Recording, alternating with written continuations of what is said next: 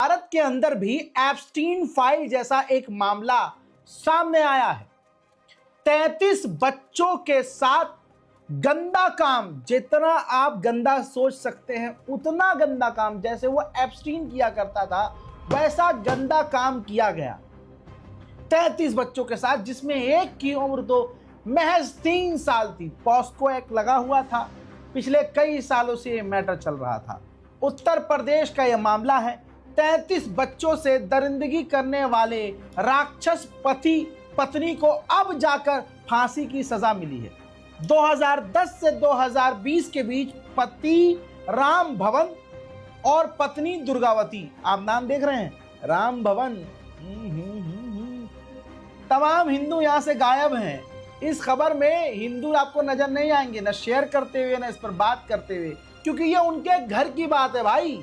अगर मुल्ले होते तो हर हिंदू घर में शोर हो रहा होता। हजरात, हाई कोर्ट ने इस मामले को रेयरेस्ट बताया है कि ऐसा होता नहीं। पॉस्को एक्ट में अब पति पत्नी को फांसी हो गई है। मामला कुछ इस प्रकार है कि वो बच्चियों को और बच्चों को लॉलीपॉप, चॉकलेट, खिलौना, गेम का ऑफर देते थे, लालच देते थे और उनके साथ गंदे काम करते थे। मेडिकल रिपोर्ट में गुप्तांग, जो बच्चों के गुप्तांग है, प्राइवेट पार्ट है, उसमें जख्म दिखे हैं। ये दोनों पति पत्नी मिलकर बच्चों के साथ गंदी गंदी हरकत करते थे और फिर उसका वीडियो भी बनाते थे। लगभग 47 देशों के अंदर उन्होंने हजारों लाखों वीडियो शेयर किया और उससे पैसा कमाया। दोस्तों, अब आप सोचिए, जो खच्चर दल है, जो अगड़न दल है, बगड़न दल है, ये किसके चूतड़ों में जाकर छुपे हैं? किसी के हलक से आवाज नहीं निकल रही है दोस्तों। कोई मीडिया बोल नहीं रहा है। पता है क्यों? क्योंकि ये काम करने वाले पति पत्नी हिंदू हैं, राम भक्त हैं, सनातनी हैं। समझ रहे हैं आप? यही है इस देश की सच्चाई। अब ये वीडियो अपने हिंदू दोस्तों को भेजो और बोलो, हाँ हेलो, जिंदा है कि गोबर खा के मर गए हो? इस पे कुछ बोलो। नहीं बोलेंगे दोस्तों, क्योंकि यहाँ मुसलमान नहीं है ना। मुसलमान होता, ओहो, बजरंग दल, अजरंग दल, मेरे उसका दल सड़कों पर आकर ना चिंघाड़ रहे होते। ये है इनकी औकात। फांसी हो गई दोस्तों, फांसी, सीधा फांसी। कोई शख्स अपनी गर्लफ्रेंड का कत्ल करे और फिर उसी की लाश पर कंक्रीट का चबूतरा बनाकर रोज वहां बैठकर जाए।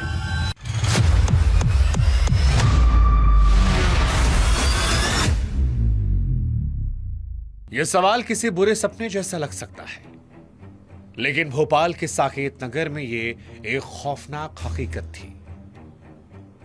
प्यार में इंसान जान दे देते हैं, यह आपने सुना होगा, लेकिन प्यार में कोई अपने प्यार की जान लेकर उसे अपने बेडरूम की शान बना ले, यह शायद आपने कभी कल्पना नहीं की होगी।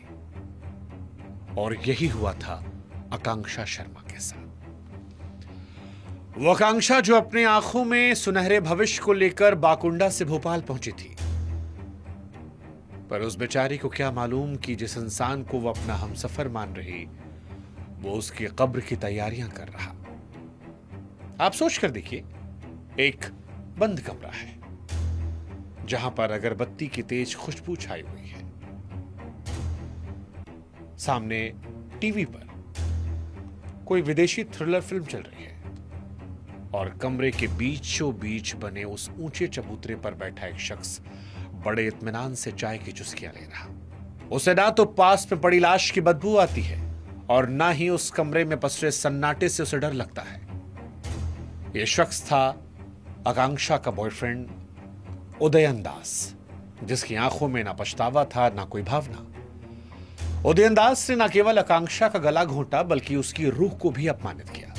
कत्ल के बाद उसने आकांक्षा की लाश को एक लोहे के संदूक में कैद किया और फिर उसके ऊपर अपनी चाय की मेज बना ली और फिर महीनों तक उसी बेडरूम में वो सोता रहा।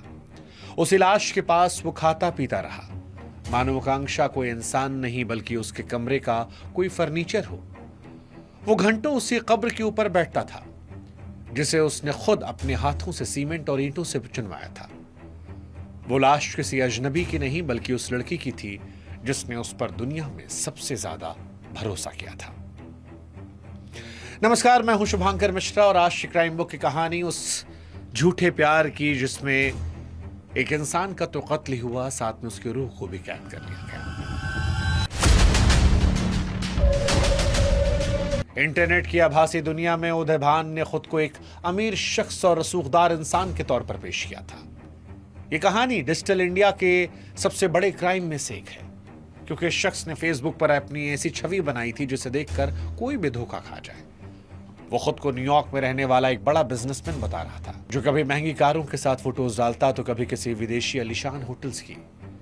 वो अंग्रेजी अच्छी बोलता था, खुद को पढ़ा लिखा सभ्य दिखाता था। बाकुंडा जैसे छोटे शहर की रहने वाली आकांक्षा के लिए यह सब जादुई दुनिया जैसा था। उसे लगा कि उसका आशिक उसे चमक दमक वाली दुनिया में ले जाएगा जिसका सपना उसने बचपन से देखा था। लेकिन असल में उदयन एक डिजिटल बहरूपिया था जिसने अपनी असली पहचान छिपाने के लिए झूठ की ऊंची दीवारें खड़ी की थी। उसने आकांक्षा को शादी और अमेरिका में बड़ी नौकरी का ऐसा लालच दिया कि आकांक्षा ने अपने माता पिता की हर बात को अनसुना करना शुरू कर दिया।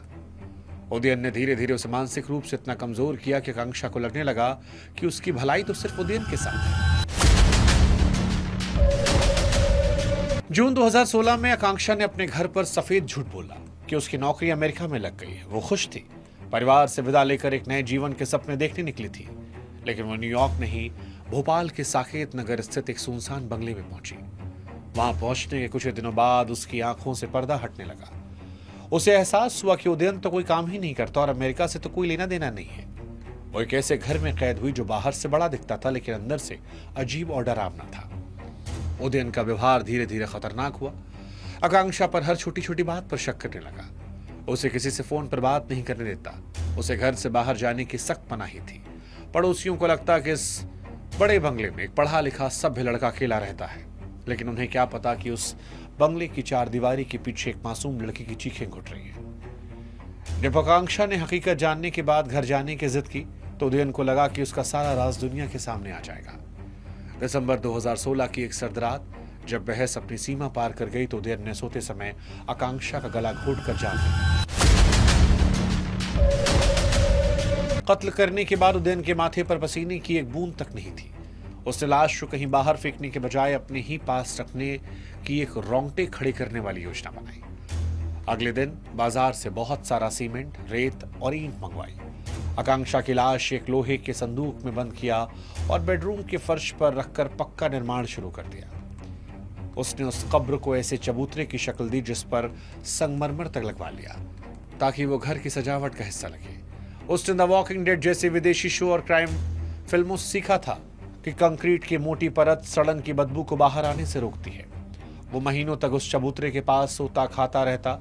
इतना ही नहीं, आकांक्षा के मरने के बाद उसके फेसबुक अकाउंट को एक्टिव रखता, स्टेटस डालता ताकि दुनिया को लगे वो जिंदा है, अमेरिका में है, खुश है।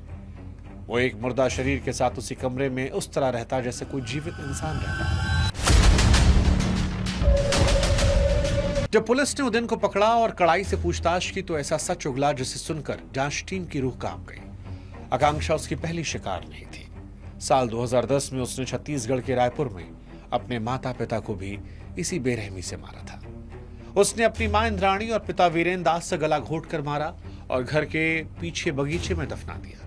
वहां भी उसने कब्रों पर कंक्रीट का चबूतरा बनवाया। 7 सालों तक सबको बताता रहा कि माता पिता अमेरिका के न्यूयॉर्क में शिफ्ट हो गए, जबकि वो उनकी पेंशन निकालता रहा, उनके पैसे खर्च करता रहा। जब पुलिस ने रायपुर के घर के बगीचे में खुदाई की तो मिट्टी के नीचे से जो कंकाल निकले उनके गले में वही लॉकेट थे जो उदयन की मां पहनती थी। अपने ही माता पिता की हड्डियों पर चबूतरा बनाकर वो सालों तक उनके पैसों पर ऐश करता रहा। उसके लिए रिश्तों की कोई अहमियत नहीं थी, सिर्फ पैसा और सनक पूरी करना उसकी जिंदगी का मकसद था। आकांक्षा की तलाश में जब पुलिस भोपाल पहुंची तो उदयन ने फर्राटेदार अंग्रेजी और दिखावटी रईसी में गुमराह करने की हर कोशिश की। बहुत ही आत्मविश्वास के साथ पुलिस को बताया कि आकांक्षा उसे छोड़कर चली गई। लेकिन जब पुलिस बेडरूम में दाखिल हुई और फर्श पर बना वो ऊंचा और बेमेल चबूतरा देखा तो वो खटकने लगा। पुलिस को उसने सफाई दी कि वास्तु दोष ठीक करने के लिए बनवाया है। जब पुलिस ने ड्रिल मशीन मंगाई तो उदयन के चेहरे के डर और पसीनों को देखकर पुलिस को शक हुआ। जैसे ही कंक्रीट की परतें टूटी, पूरे कमरे में एक भयानक बदबू फैली। पुलिस वालों के लिए वहां खड़ा होना मुमकिन नहीं था।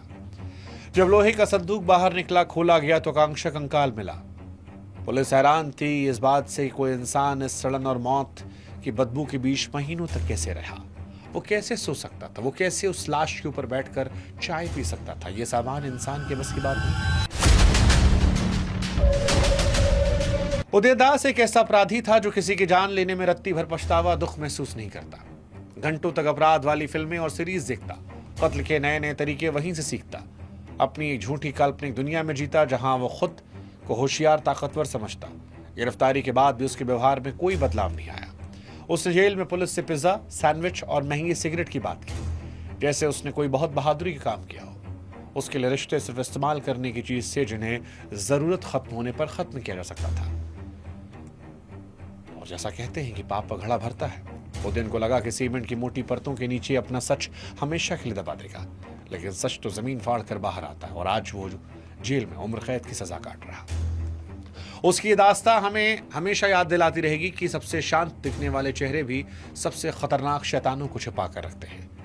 इसलिए हमारी आपको सलाह है कि अजनबियों पर आंख मूंद कर भरोसा करना जानलेवा साबित हो सकता है। ध्यान रखें।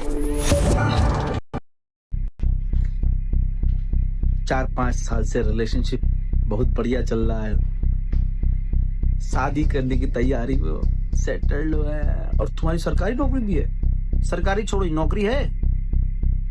सुनो, प्यार, आशिकी, मोहब्बत, ब्याह, ये लड़की शिवानी है। इसकी दीपक से शादी होती है। शादी जब हुई तो 8 साल से रिलेशनशिप था, प्यार था, लव मैरिज हुई। शादी के बाद मेरठ दीपक आता है और शिवानी के साथ रहता है, अपने पूरे परिवार के साथ। उससे पहले ये जो दीपक लड़का है, ये मणिपुर में तैनात था, ये फौज में था। अपनी वाइफ के साथ, परिवार के साथ रहने के लिए ये ट्रांसफर करवाता है। फिर ये रेलवे का एक एग्जाम क्लियर करता है, रेलवे में सरकारी जॉब पाता है।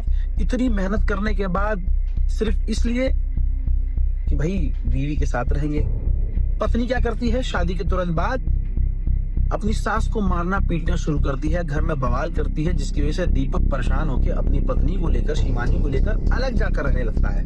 लेकिन वहां भी शिवानी मार पिटाई करती रहती है। भाई इतना बुरा सीन हो जाता है कि एक दिन शिवानी अपने ससुराल में फोन करती है और बोलती है कि दीपक को हार्ट अटैक आया है और वो उठ नहीं रहा है। आनंद फानंद घर वाले वहीं पहुंचे, अस्पताल लेके गए तो अस्पताल वालों ने कहा भाई ये तो अब आपको वो करना पड़ेगा, पोस्टमार्टम।